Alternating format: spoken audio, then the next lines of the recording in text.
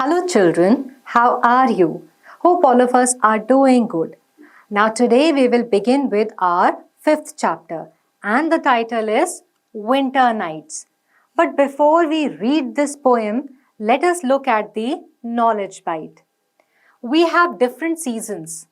Imagine you have to write a letter to your favorite season. What would you write in your letter? You can write a thank you letter or request something from your favorite season. So imagine if the seasons were actually people whom you could communicate with. So what kind of a letter would you write to your favorite season? So let us read this poem to find out what the poet wants from his favorite season. Blow, wind, blow. Drift the flying snow. Send it twirling, whirling overhead. There's a bedroom in a tree where snug as snug can be, the squirrel nests in his cozy bed. So obviously we have guessed the season, it is winter season. So the poet is telling this season to blow a lot of wind so that the snow which has fallen on the ground can drift, that is, fly along with the wind. So send it twirling, whirling overhead. Now twirling means when something moves in a spiral and whirling means when something moves in circular motion. So the poet is telling the wind to blow so that the snow can drift or fly away and it can move in this circular motion overhead. There is a bedroom in a tree where snug as snug can be, the squirrel nests in his cozy bed. So where does he want the snow to be blown away by the wind? Towards this very cozy bed.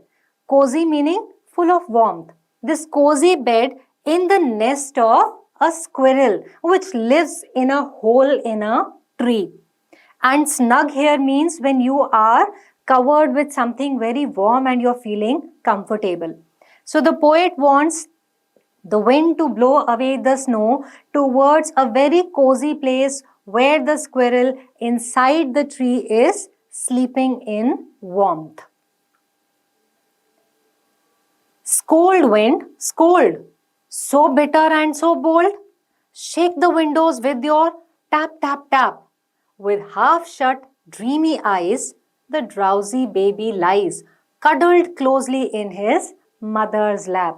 Now, why does this child want the wind to take snow to the squirrel's house?